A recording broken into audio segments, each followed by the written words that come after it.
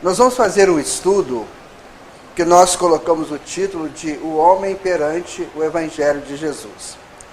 Por que vamos falar esse tema, que já é um tema conhecido?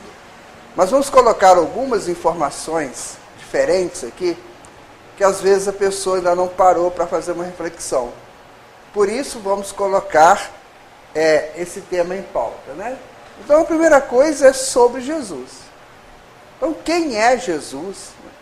Nós sabemos que Jesus é um espírito de alta evolução, de alta hierarquia espiritual, e que temporariamente esteve aqui conosco e deixou para nós a mensagem do estabelecimento do reino de Deus. É isso que nós sabemos de Jesus. Nós não temos nenhuma informação histórica mais profunda, não se deixaram, os apóstolos, os evangelistas, não explicou detalhes da vida dele, apenas colocou isso aí. Sabemos que ele não nasceu, definitivamente ele não nasceu no dia 24 de dezembro, ele nasceu no mês de Nisan, conforme diz os historiadores. O mês de Nisan ou era março e abril ou setembro e outubro. Eles optam mais por setembro e outubro. Mas como o dia 25 de dezembro era considerado o dia do Rei Sol pelos pagãos, e estavam querendo fazer esse ajuste, né, do cristianismo com o paganismo, então começaram a comemorar juntos o dia do Rei Sol com o nascimento de Jesus. E não tem nada melhor, né? O Rei Sol mesmo, ele é o nosso grande rei. E por isso que a gente tem poucas informações. Quando ele esteve aqui, eu fiquei muito chateado, porque ele poderia ter nascido lá em Oliveira Forte, na minha terra, né? Aqui, em Juiz de Fora. Não, foi nascer lá naqueles confundadores de Judas.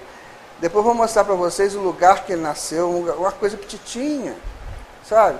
E aí, mas ele nasceu lá, porque se você pegar o mapa e abrir assim, né? Você vai ver que lá é o umbigo do mundo. E é no umbigo que estão as nossas ligações maiores com a espiritualidade, certo? Então, provavelmente ele escolheu por isso. O que disse, o que fez? Aí que nós vamos dar uma estudadinha rápida, tá? Vamos falar um pouquinho sobre o Ernest Renan. Ernest Renan foi um grande historiador francês do século XIX, muito conhecido lá em Paris, naquelas grandes cátedras da França. Em uma época ele pediu um apoio ao governo francês para fazer uma pesquisa em loco de onde Jesus nasceu e viveu. E ele ganhou então uma verba e foi com a irmã dele para a Palestina. Ficaram lá muito tempo. A irmã dele veio a desencarnar, porque mexendo com os papiros, né, com os pergaminhos, ela pegou um vírus. E ela acabou desencarnando por esse vírus. Mas o Renan continuou o trabalho dele, e o trabalho do Renan é considerado hoje, pela teologia, um dos grandes trabalhos sobre Jesus. Ele tem um livro chamado A Vida de Jesus. Eu já li esse livro, tenho esse livro, é um livro muito interessante, porque ele faz uma alusão a Jesus, mais ou menos dessa forma. Olha, Deus não falava com Jesus como alguém fora dele. Deus está nele. Ele se sente como Deus e tira do seu coração o que ele diz do seu Pai. Ele vive no seio de Deus. Eu fico pensando, ele publicou isso no século XIX, e ainda tem gente que acha que Jesus é Deus, né? Uma informação tão pura quanto essa, tão perfeita, tão profunda, né? E tem gente que ainda acha isso. Nós, vira e mexe, a gente tem uma surpresa assim. A gente está fazendo uma palestra e fala, olha, Jesus não é Deus, não. Ah, mas não achava que era. Aí eu falo assim, mas se Jesus fosse Deus, Maria Santíssima seria espírito superior a Deus, né? Porque ela não é a mãe de Deus, como vocês falam aí. Então eu preciso pensar, prestar atenção no que está falando, fazer uma análise. Tem essa prece que eles emendaram aí com a saudação do anjo, do Espírito Gabriel, né? Ele fala, ave cheia de graça, o Senhor é convosco, bendito é o fruto do vosso ventre. Maria já estava grávida. Porque ele fala, bendito é o fruto do vosso ventre, então já estava grávida, né? E depois teve um padre, um monge lá da Idade Média, eu acho que é do século XII, eu não tenho certeza, mas ele diz o seguinte, já que tem uma saudação tão bonita dessa, eu também vou completar esse negócio aqui. Então ele escreveu a complemento lá, porque a Igreja Católica usa até hoje, né? Santa Maria, Mãe de Deus. Aí complica. E o povo então fala isso repetidamente sem analisar. Então não há como Maria Santíssima ser Mãe de Deus. Pelo contrário, ela é filha de Deus e ainda num estágio de evolução, não tão assim, do nível de Jesus, né? Então é preciso que nós espíritas tenhamos muito cuidado com relação a isso. Olha, não há dúvidas que Jesus é o mensageiro divino, enviado aos homens para ensinar-lhes a verdade e por ela o caminho da salvação.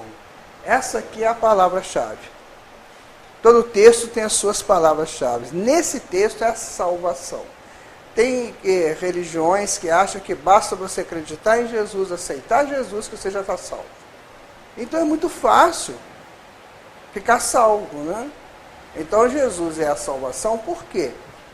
Ele é o Cristo que veio puxar o Cristo que somos. Então por isso ele é a salvação. A gente vai ver mais na frente. Tá? Então são reflexões de Renan sobre Jesus. Ele coloca um texto aqui agora, é bem complicado, é bem longo. Eu coloquei porque é muito interessante o texto dele. Olha, quem foi Jesus? Que segredo esconde neste Galileu fascinante, nascido há 2000 anos numa aldeia insignificante do Império Romano e executado como um malfeitor perto de uma antiga pedreira nos arredores de Jerusalém, quando beirava os 33 anos? Quem foi esse homem que marcou decisivamente a religião, a cultura e a arte do Ocidente, chegando até impor, inclusive, seu calendário? Provavelmente ninguém teve um poder tão grande sobre os corações. Ninguém expressou como ele as inquietudes e interrogações do ser humano. Ninguém despertou tantas esperanças.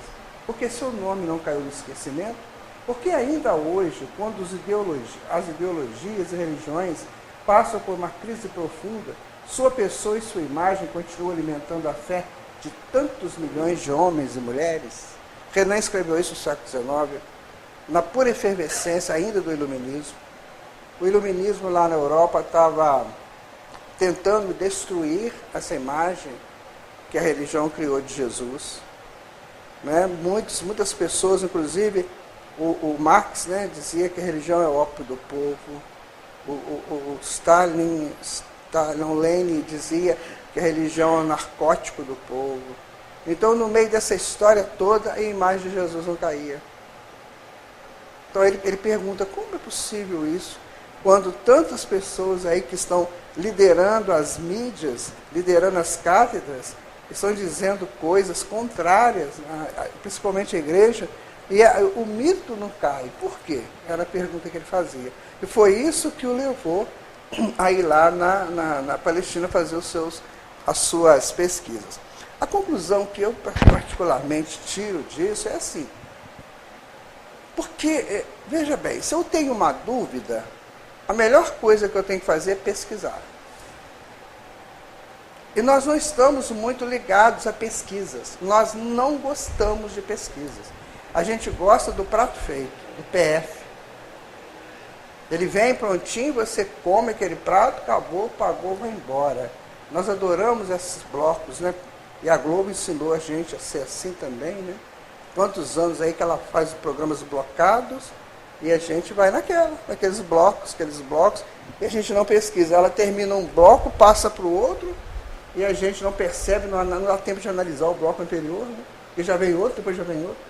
Então a doutrina espírita está nos ensinando a buscar a pesquisa. Eu tenho uma dúvida? Tenho, então vou buscar. E o Renan fez isso.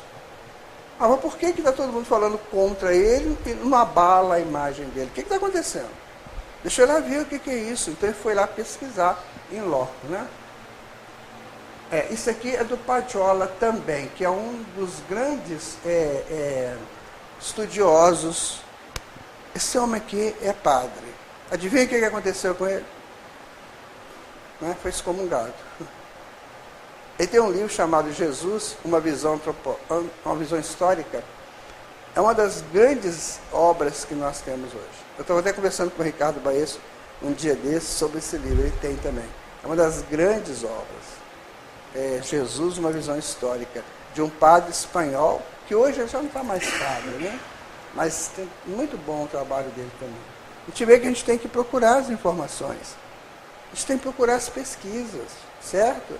Allan Kardec falou isso, olha, vamos sempre buscar outra coisa nova. Quando a ciência te mostrar uma coisa nova, ela faz parte da doutrina. Muitas vezes a gente fica assim muito parado só no campo de estudos, nós temos que abranger esses estudos. Vamos lá. Então Jesus, olha, onde e quando ele esteve aqui? Né? Segundo os evangelistas, ele nasceu há cerca de 2000 anos atrás, numa pequena cidade da Judéia, chamada Belém, tendo como pai José e Maria, que viviam em Nazaré e na Galiléia. É o que nós sabemos. É isso. Não sabe mais nada.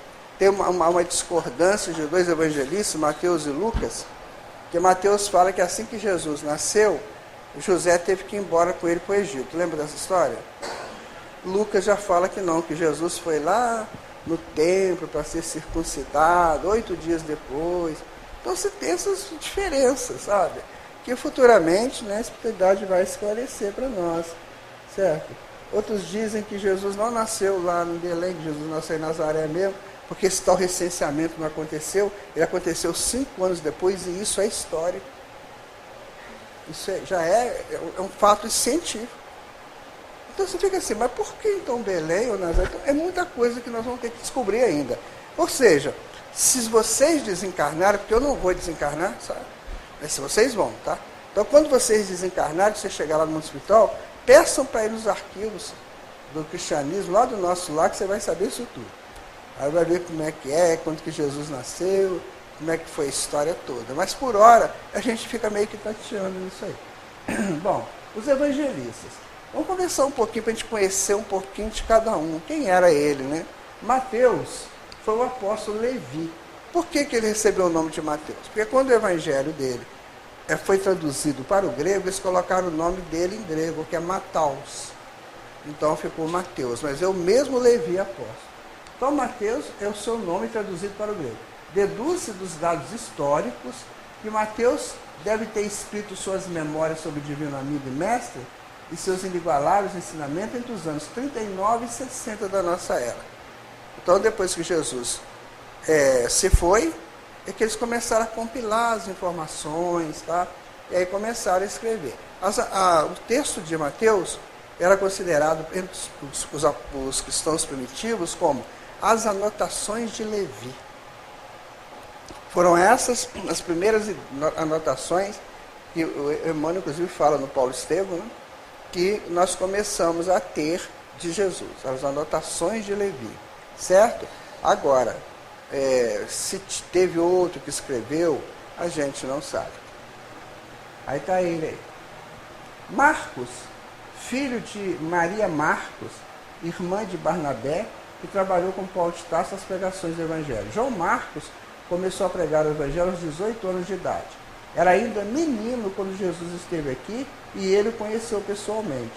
Deve ter escrito o Evangelho entre os anos 44 e 66 da nossa era. É o Evangelho de Lucas.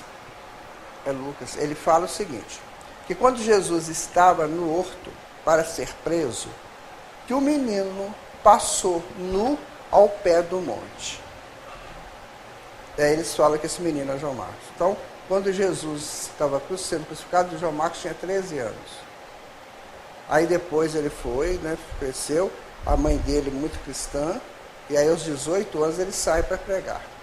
Então ele conheceu Jesus. Segundo consta, tem também, eu já li um livro, eu não sei de qual é o autor espiritual, né, ele diz o seguinte, que quando Jesus foi fazer a ceia, o João Marcos é que preparou o lugar lá.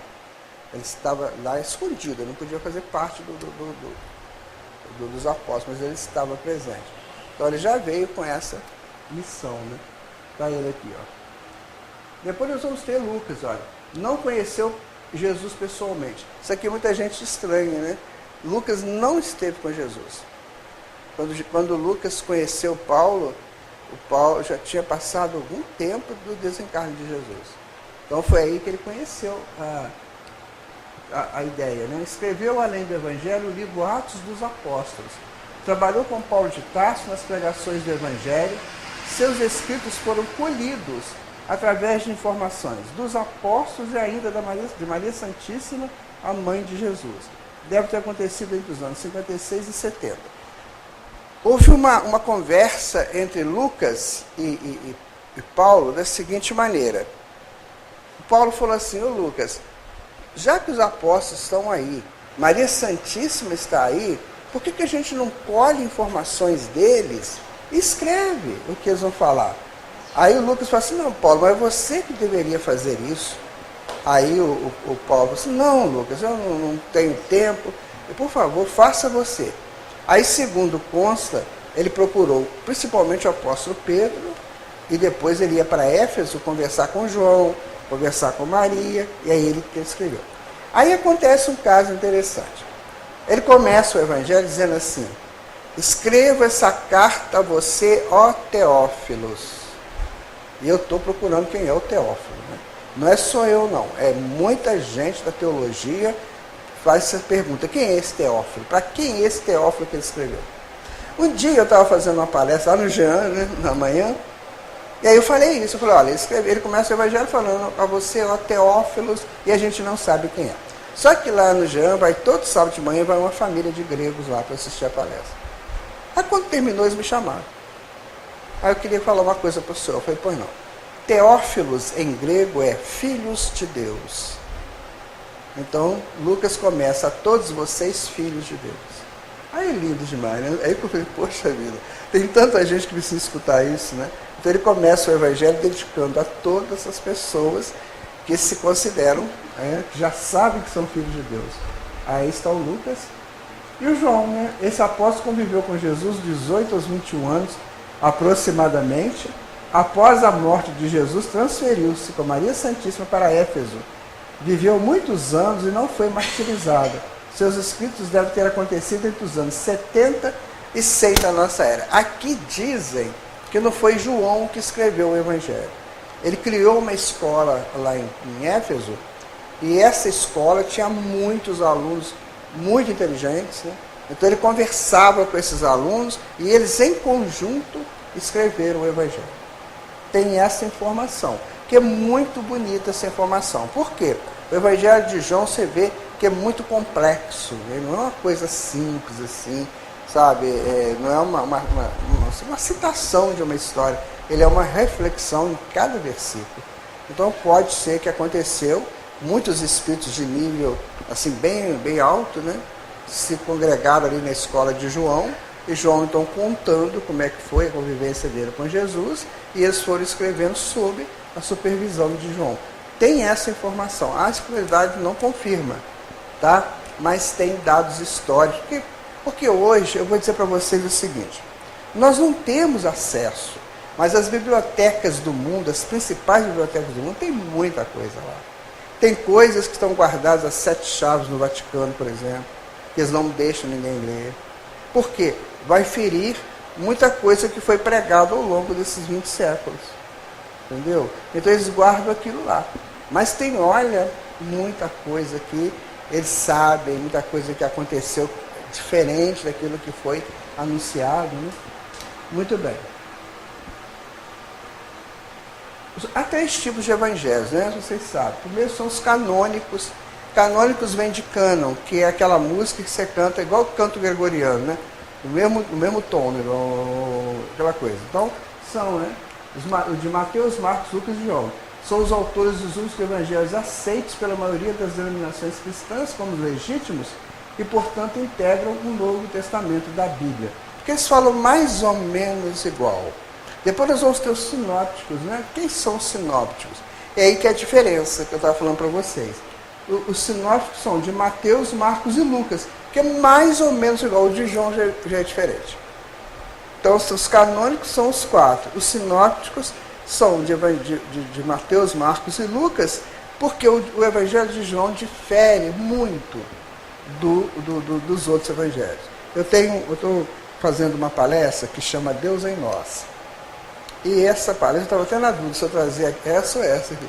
Essa palestra a gente analisa uma parte do capítulo 6, quando Jesus fala assim: aquele que não comer da minha carne e não beber do meu sangue, não é digno do reino de Deus. E muitos discípulos que acompanhavam Jesus foram embora por causa disso. Então a gente faz uma análise. Isso está no Evangelho de João. É o único que cita esse negócio. Porque é muito complexo. Pra você entender isso. Mas Jesus fala várias vezes, você tem que comer da minha carne e beber do meu sangue. Sabe? Aí a pessoa tem que fazer uma análise. Né? E o João era desse nível. Por isso que o dele é diferente. E temos também os apócrifos. O Emmanuel fala, não sei se é no livro Emmanuel ou se é no Caminho da Luz, ele fala que tem muita coisa interessante nos apócrifos, sabe? Mas que a igreja não aceitou, né?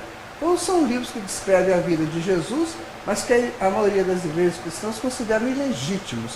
Por isso não entram no cânon, conjunto de textos considerados sagrados. São seriam esses aí, ó.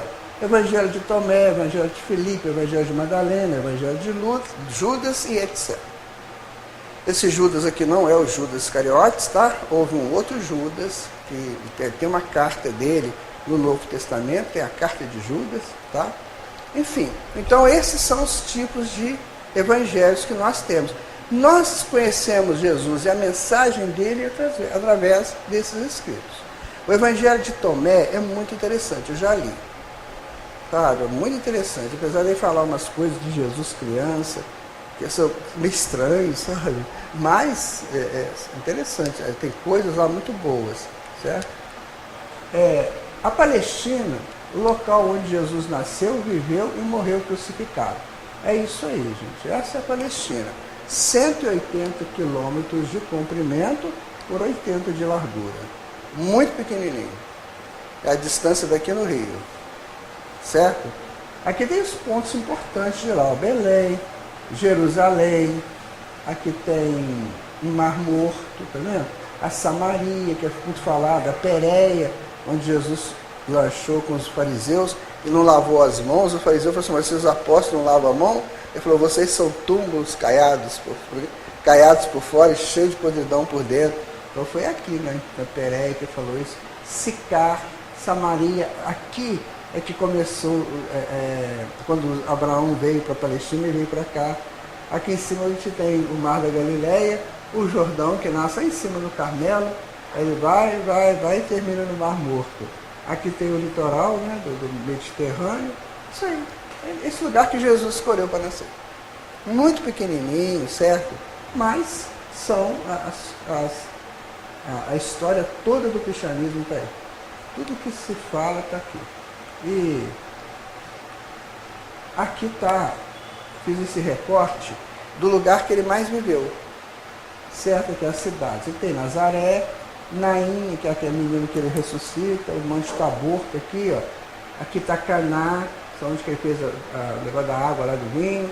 Aqui aqui está o Mar da Galileia, 33 quilômetros por 11, tá?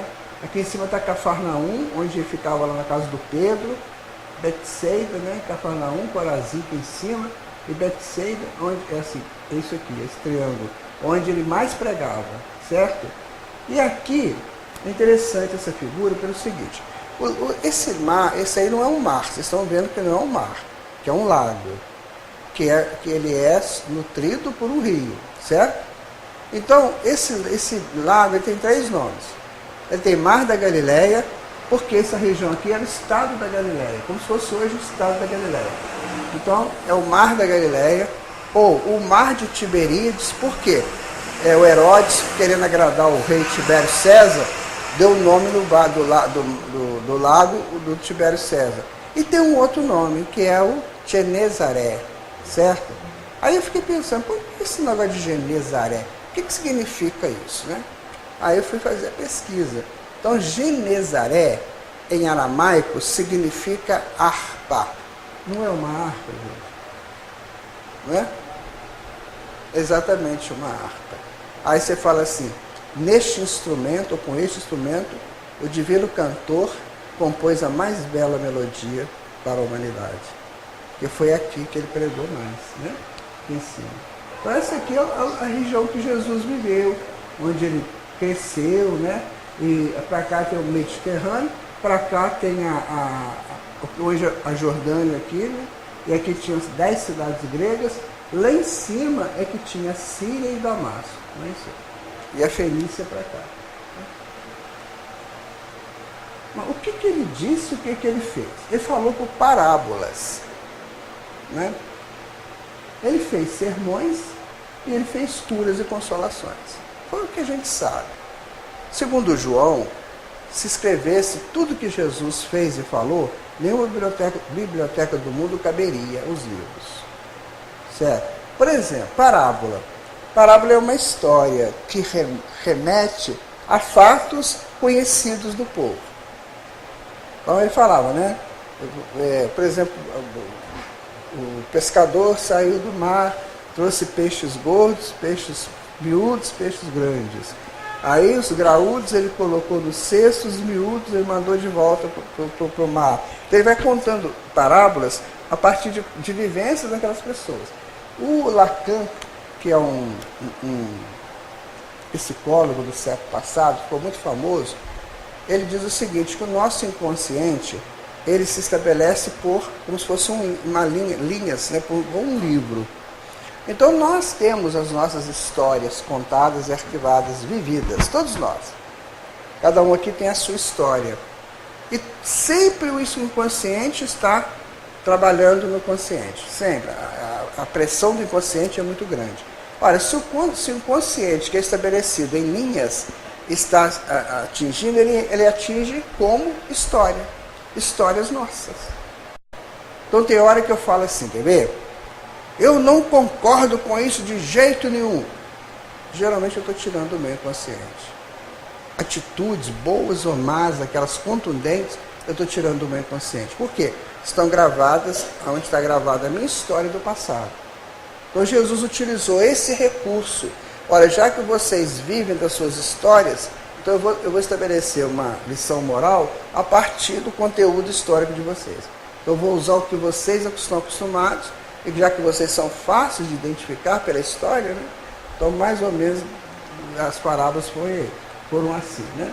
Então vamos lá, o que são as parábolas? Ó, é uma narrativa curta, que mediante o emprego da linguagem figurada, transmite um conteúdo moral, sendo protagonizada por seres humanos. Linguagem figurada é a história em si. Né? Aí tem aqui, quer ver? Olha isso aqui. Porventura se traz a lâmpada para colocá-la debaixo do alqueire ou da cama. O que era alqueire? Era uma mesinha de três pernas, sabe? Que a pessoa usava lá para auxiliá-la, né? Ou então cama, né? Então ele usa as coisas que a gente vive mesmo, a cama. Não é antes para colocar sobre o candelabro. Hoje não se tem muito candelabro, né?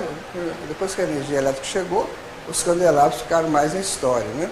Mas antigamente o candelabro tinha para todo lado, né? A fim de que aqueles que entram vejam a luz, pois nada há de oculto que não se torne claro, e nada se faz em segredo que não seja conhecido, venha a luz do dia. Se alguém tem ouvidos, para ouvir que ouça. Ou seja, o que ele falou na parábola toda? Não faça nada escondido, nada. Se você quer fazer um erro daqueles bravos, fala que você vai fazer. Eu estava conversando com um moço que estava aqui agora, né? Depois eu falei assim, eu estou saindo daqui para assaltar um mercado, porque a minha mulher está morrendo de fome e eu não tenho nada para dar para ela. Ele falou, eu vou assaltar, eu vou sair aqui agora, eu vou entrar no mercado e vou assaltar o mercado. Ou seja, ele falou que ia fazer isso, certo? Então, assim, às vezes a pessoa está a fim de trair, não trai escondido, não. Fala para a sua esposa ou seu esposo, eu vou te trair, tá? É muito mais legal do que fazer escondido. Porque Jesus fala, chega uma hora que vem a luz do dia, que aparece. Tem pessoas que desencarnam e cometeram muitos erros aqui e ninguém ficou sabendo. Foi tudo escondidinho, beleza, ninguém ficou sabendo. No dia do sepultamento do corpo foi aquela choradeira, aquela pessoa magnífica retornando, né? Todo mundo ali e tal, e eles sofrendo absurdos, porque lá no plano espiritual já estavam dizendo para ele, você fez isso. Então não faça nada escondido. Como Jesus falou, tudo virá à tona, tudo. Quando a gente estuda uma coisa chamada corpos áuricos, são nossa aura, né? Então tem uma faixa da aura, que é a faixa da verdade divina. Quando a gente fala uma mentira ou faz alguma coisa escondida, a gente mexe na aura, nessa fase da aura, da aura da verdade divina, e a gente pode ter problemas seríssimos em qualquer órgão, porque a gente falou uma mentira ou a gente fez algo escondido. Então ele já avisava, não faça isso. Hoje, quando nós estudamos essas questões de curas holísticas, que a gente começa a comparar com o Evangelho, Jesus colocou tudo antes. E a gente não acredita nisso. A gente acha que não vai acontecer com a gente e começa a fazer as coisas erradas. Né? Vai chegar uma hora, como ele disse, né? Chega uma hora que a providência te pede, dá conta da tua administração. É em Lucas 17 isso. Muito bem. O que são os sermões? Os sermões é um discurso oral feito por um profeta ou religioso sobre temas bíblicos, teológicos ou morais, normalmente sustentando uma crença, lei ou comportamento humano, num contexto presente ou pretérito. Os elementos da pregação incluem exposição, exortação, aplicação prática. O sermão é por muitos considerado como sinônimo da homilia. No nosso caso, quando nós começamos a buscar sermões, nós buscamos isso em templos religiosos. Né? Geralmente os sermões que a gente usava, buscava, eles eram de 15 a 20 minutos, não passava disso. Em 15 minutos você não consegue abrir uma leitura, trabalhar a leitura e fechar a leitura. O que significa isso? Isso é uma linguagem de dramaturgia. Tá? Quando você abre uma leitura, por exemplo, você entra num teatro para assistir uma peça. Quando você chega lá, tem um alqueire, né? Vou botar um alqueire, que é uma palavra bonita. Tem um alqueire aqui com uma mesinha com uma vela acesa. Certo? Tem lá. Você entra no teatro, você já vai entrando e vendo aquela coisa toda escura, a caixa toda escura, né? Com aquela mesa escura, com uma vela ali em cima. Aquilo é uma abertura de leitura. Ali o diretor já está pondo a plateia para pensar. É como se eu pegasse o livro e te entregasse. Você pega a primeira página e começa a ler a primeira página. Então, a abertura da leitura. A gente usa também uma palavra chamada prólogo. Vamos fazer o prólogo dessa peça? Então, o prólogo é isso. É quando você abre uma leitura sem começar a execução da história. Então, para você fazer passar qualquer informação, você tem que fazer uma abertura. Né? Depois você tem que discorrer sobre a abertura, aí você tem que colocar os elementos dela, depois você discorre aquilo e faz a sua conclusão. E isso demora. Isso não é tipo 15 minutos. Então o que a gente ouvia era jogo de dogma. Os dogmas eram jogados, sem você poder raciocinar. Né? Então, com isso, nós desacostumamos com essa busca do conteúdo do sermão. Então tem pessoas que vêm assistir, por exemplo, uma palestra, ele está preocupado que hora que vai acabar, se vai demorar muito, porque o meu ônibus vai passar não sei que hora. É isso. Então nós temos que começar a ter um hábito diferente. Sabe? Tem palestra que ela com meia hora está resolvida, mas tem umas que demoram um pouquinho mais. Aí você tem que aguardar, você tem que absorver o conteúdo dela, não é ficar com vontade de ir embora. Né?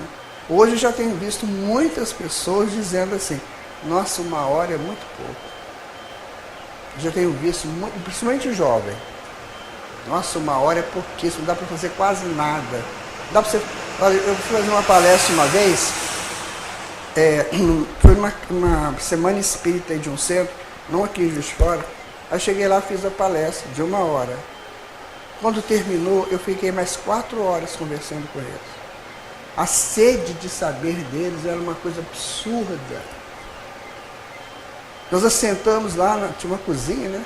Sentamos lá e pronto. Quem disse que alguém queria ir embora? Ninguém queria ir embora.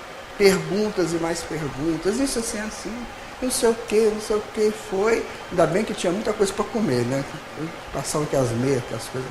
Mas é isso, o estudo ele é assim, o estudo não tem hora para começar, para terminar. Então, no futuro, eu penso até que as palestras vão acabar.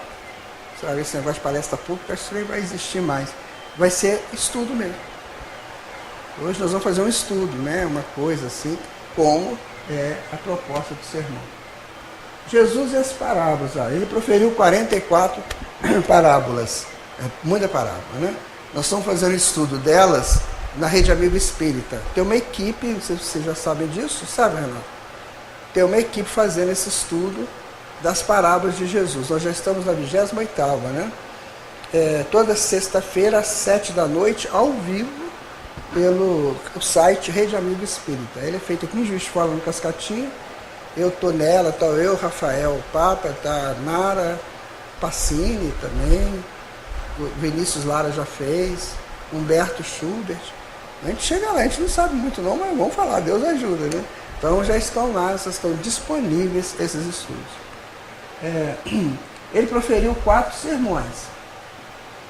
Né? Quais foram eles? Então, é o Sermão do Monte, mais importante, né? É um discurso de Jesus que pode ser lido no Evangelho de Mateus, mais precisamente no capítulo 4, versículo 23, ao capítulo 7. São três capítulos. Né? Nesses discursos, Jesus profere lições de conduta e moral e de vida cristã. Uma vida que conduz a humanidade ao reino de Deus e que põe em prática a vontade de Deus. Esses discursos podem ser considerados, por isso, como um resumo dos ensinamentos de Jesus a respeito do reino de Deus. Vou falar uma coisa para vocês. Nem Jesus, nem Deus estão preocupados se nós vamos querer o reino de Deus ou não. O seguinte, o reino de Deus está vindo igual uma avalanche. É uma avalanche de luz. Depois eu vou mostrar para vocês aqui as dimensões da Terra. Ele está vindo como uma avalanche. Se você estiver pronto para ele, você fica. Se não tiver, você pede, pelo amor de Deus, me tira daqui. Né? Então o reino de Deus será estabelecido, queiram os homens ou não queiram os homens. E quando ele for estabelecido, esse planeta vai virar de uma situação tão, né, periclitante que está aí, para um poço, na verdade é um posto, né? Será um posto de socorro e de estudos. Aí, por exemplo, muitas profissões estão acabando. Aí a pessoa fica assim, ai meu Deus, graças a Deus. A minha profissão inicial era de contador, vai acabar. Os robôs vão fazer toda a contabilidade, fiquei sabendo disso ontem. Vocês sabem que já vai ter táxi aéreo? Não é esses táxis de cidade para cidade, não. É de uma Leonor para São Mateus. Através de drone, já tem o drone. Feito no Brasil, na Embraer. Você pede um drone, um táxi, ele vem, vai ter os pontos, né, que ele pode descer. Você entra, não tem motorista, não. Ele é controlado por uma cabine, né? E te leva lá na tua casa. Quer dizer, acabou a profissão de motorista de táxi, acabou? E por aí vai, um monte de profissões. O que esse povo vai fazer? Vai fazer a mais bela das profissões que a pessoa não gosta. É estudar e se autoconhecer. Vai ser a profissão do futuro. Estudar, se autoconhecer e se curar. Essas vão ser as grandes profissões do futuro. Porque o resto, a mecânica aí vai resolver pra gente. Você vai ficar fazendo coisas repetitivas, sabe? Eu fico com pena desses motoristas, gente. Vocês não sabem o que é dirigir um ônibus desse aí, um ônibus urbano. Chega de noite, esses caras estão com os braços todos arrebentados. Eu dirigi uma vez levando gente de Kombi. Nós, quando chegava em casa à noite, meus braços pareciam que arrancar do corpo. Porque onde vai? Você faz uma curva, vai todo mundo, né? Você volta para cá, você tem que segurar ali no volante. Não é fácil, não. Isso aí é uma coisa brutal. É isso vai acabar. Aí não adianta ficar assim, nossa, está acabando as profissões, o que eu vou fazer? Se vira. Você vai ter que aprender outras coisas, vai ter que estudar, vai ter que se interessar por outros níveis de conhecimento. Né? Sermão profético é uma passagem bíblica encontrada nos evangelhos de Mateus, Marcos e Lucas, respectivamente nesses capítulos. Nesse discurso, Jesus alerta seus seguidores que os mesmos passarão por tribulações, perseguições, antes do triunfo final do reino de Deus. É o que está acontecendo agora. Eu vou fazer uma palestra agora, dia 28 de dezembro, no Centro do Rio, que ele pediu, só de um texto do profético, onde Jesus fala assim: naqueles tempos, cuide para que a tua fuga não se dê, nem no inverno e nem no dia de sábado. E aí? O que é isso? Aí quando começamos a ler essas coisas, a gente vai pesquisar e você entende que Jesus é muito profundo. Né? Se você estiver no telhado, sobre o telhado, não desça dele. Ah, mas vai ter telhado, a gente vai ficar. Aí a gente fica pensando, deve ter uma enchente, né? Você lá em cima, se você cair, você cai na enchente. Não é isso não, gente. E Jesus falou de telhado é nível de consciência. Se você tiver consciência elevada, não desça da tua consciência. Ou seja, você já chegou, você já sabe. Eu estava até vindo agora no ônibus, eu vi duas moças combinando encontrar amanhã num barzinho, sabe? Eu me lembrei disso. Eu falei, se você já sabe que no barzinho só tem espírito atrasado, o que você vai fazer lá? Você está no alto da consciência, você já sabe que é. Você vai abaixar, você pode ser pego ali. São mais ou menos os termos do sermão profético. E ele falou o sermão dos 8 ais, né? Que ele fala para os escribas dos fariseus, ai de você, que não sei o quê, ai de você. Aí um dia eu perguntei para os espíritos assim, por que não... A gente não ouve falar esse sermão no Centro Espírita, né? E não vê palestrante falando sobre eles. Eles falaram assim, porque ainda não deve, ainda não é o momento, não. Porque quando começar a falar o 8 ais, um dos ais, a plateia toda está errando nele. Aí, coitado do expositor, vai entrar, vai mandar chumbo dos expositores. Então, deixa crescer um pouquinho, aí depois ele chegará. Mas leiam lá para vocês verem. Sermão dos 8 ais. Ah, você que agora disse que ama a Deus, mas que o aborrece em seus atos, aí vai tudo assim. Aí você faz igual aquele negócio da mulher adulta, né? Ele traça a garatuja no chão, você olha e sai correndo. Opa, falou comigo, né? Falou para mim. Então nós ainda não estamos preparados para os 8 ais, né? Certo? E falou o sermão do cenáculo, que é um dos mais belos. Eles falam muito do sermão do monte, mas eu gosto muito do cenáculo. Né? Foi a despedida de Jesus, né? Foi feita depois da ceia, de repartir o pão, aquele negócio. Agora eu vou perguntar uma coisa para vocês. Por que Jesus lavou os pés dos apóstolos? O Renato vai dar uma viagem a Paris, para quem acertar. Ele já falou comigo, já está até com cheque ali para fazer. Não é, Renato? Você combinou comigo? Quem sabe por que Jesus lavou os pés? Não vem falar que é humildade não, tá, gente? Isso aí é baixo chover no molhado. Tem outra explicação. O que é? Ninguém sabe, Tito? Sabe não? Gente, é uma das coisas que eu falei isso ontem, não parece que eu fiz lá em Além Paraíba, teve gente que chorou. A hora que eu acabei de falar, só vi a lágrima caindo aqui na dona. Foi assim, lá na Palestina tinha um dos hábitos lá, era quando um grande nobre recebesse uma ilustre visita, ela chamava o seu servo mais nobre, ou seja, o melhor dos servos, para lavar os pés da sua visita nobre. Certo? Então, naquele momento, o que Jesus fez? O grande Senhor nobre é Deus. Os hóspedes nobres somos nós. E Jesus é o servo nobre lavando os pés. Ai, é duro. É duro. Então você vê como é que a coisa é séria. E a gente não se sente assim. A gente se sente um coitadinho, desgraçado, esquecido. Essas coisas assim. Então Jesus prova. Ele nem fala, ele não usa a palavra, ele usa ato. Então, quer espírito mais nobre? Quer servo de Deus mais nobre que Jesus? Não tem. Quer senhor mais nobre? Não tem. Agora, nós sermos nobres, aí você tem que fazer um estudo muito aprofundado disso para entender. Eu já tentei, tá? Mas eu estou longe. Gostaram dessa? Não esqueçam das suas nobrezas, tá, gente? Vamos lá. Crises, curas e consolações, né? Então Jesus esteve conosco 2000 anos, veio estabelecer o reino de Deus aqui na terra e abrir-nos a Ele e atrair-nos a Ele pelo processo do semelhante, atraindo semelhante. Isso aqui somos nós, gente. Um cristinho, isso é um Cristo bem pequenininho, uma sementinha. E aqui está o Cristo expandido, tá? Então ele veio atrair a gente pelo processo semelhante, atrai semelhante.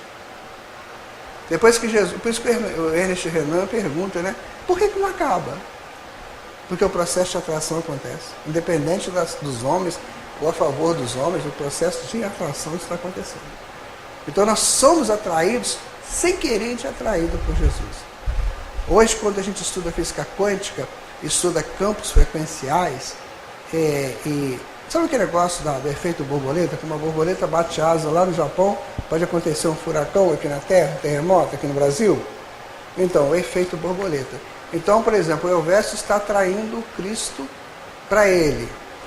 A atração do Elvésio mexe comigo aqui. Então a humanidade toda está nesse processo, sendo atraídos pelo Cristo Jesus. E a gente nem sabe disso.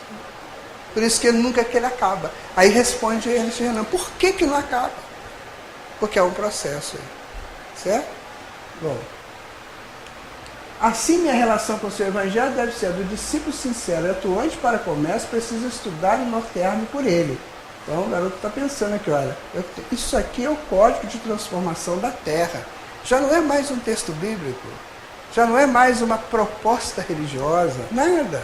É o código de transformação da Terra. Por mais que Gandhi, por mais que Sócrates, por mais que Zaratustra e essas pessoas ilustres aí da história falaram e fizeram, eles são somente prepostos de Jesus.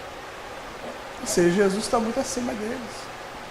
Por isso que o esoterismo não consegue entender Jesus, porque eles não aceitam que Jesus seja superior aos ascensionados deles.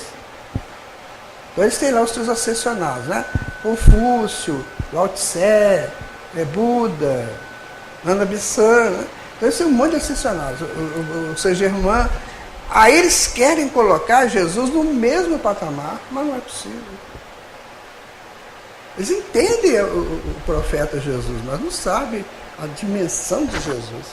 Então eles ficam perdidos. Há pouco tempo eu fui assistir uma palestra, um templo esotérico, né? E eu estou vendo o rapaz fazendo a palestra tadinho.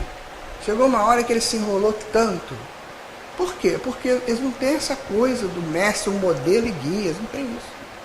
Eles querem que o modelo e guia deles seja uma coisa assim, vamos dizer assim, é uma coisa que você não consegue saber o que é, mas é.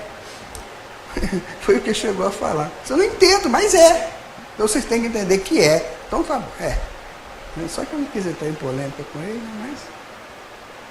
Gente, isso aí é a nossa Terra, por incrível que pareça, né? A gente vê a Terra uma coisa redonda flutuando no céu, né?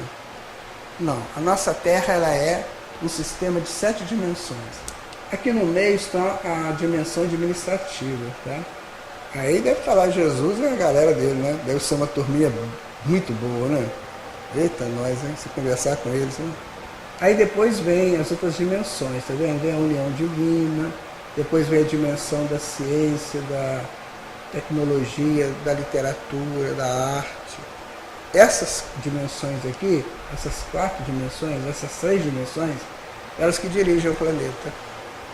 Então, quando a ciência, por exemplo, descobre uma coisa muito interessante aqui, essas informações vêm lá dessas dimensões aqui, sabe? A dimensão da ligação do homem a Deus, administração administrativa. Depois, a dimensão administrativa. Depois vem as dimensões inferiores. E aí vem o umbral, né? Que é dividido em médio, grosso, médio e fino. Depois tem o plano físico, que é o que nós estamos. Depois tem os abismos e as trevas. Então essa é a nossa Terra. O que o reino de Deus está acontecendo? Ele está vindo, está vendo essa coisa aqui? Ele vai como uma avalanche, vai, até pegar o DNA da Terra aqui, ó. E abrange toda a Terra, acabou. Nós vamos ficar tudo assim. Sabe? É isso que é o reino de Deus. Agora tem ciclos, né? A Terra gira por ciclos, ela funciona por ciclos.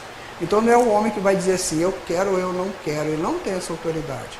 Nós vivemos na percepção dos equinócios, a Terra ela cambaleia, ela gira cambaleando também, não sei se você sabe disso, igual um bambolê, certo? Aí quando ela cambaleia, cada cambaleio dessa, ela demora 26 mil a 28 mil anos, certo? Aí ela tá, quando ela está na ascendente, assim, ela está virada de contra o núcleo da galáxia. Então ela fica adormecida. Depois quando ela vira para cá, ela vira para o núcleo da galáxia. Então ela fica desperta. Então ela vai viver 26 a 28 mil anos virada para o núcleo, que modifica completamente a estrutura por causa do campo eletromagnético dela que se altera todo. Certo? O que a Terra está fazendo? Ela está virando. Está começando a entrar nesse ciclo. Por isso que Jesus veio 2000 anos atrás. Porque sem o evangelho dele, a sociedade não conseguiria viver esse ciclo. Então ele veio há 2000 anos, deixou um tempo para a Terra acabar de fazer a volta, né? E agora ela começa no novo ciclo. Esses serão 4 ciclos de 7. De 7.000 anos. Porque tudo 7, né? Tudo é centenário. Então 4 ciclos de 7.000 anos. Nesses 28.000 anos, nós vamos viver em plena luz. Então é bom ficar por aqui, tá?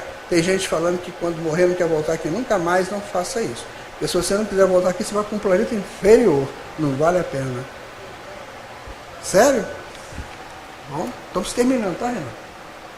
Eu vos destino ao reino como o Pai lo destinou. Tá aí. O recado está dado, né? Quem vai querer, levanta o dedo. Quem não quiser, vai ter que fazer uma nova excursão. Nós vamos ter que começar a estudar muita coisa. Primeira coisa que nós vamos ter que entender é essa questão da persona, o personalismo com o individualismo. Tem gente que fala assim, nossa, eu amo a minha mulher porque a mulher tem uma personalidade. Eu falo, coitado. Coitado e coitado, né? Porque quanto mais personalidade, mais atrasado você é. Porque a persona é o resultado do ego inferior, sabia?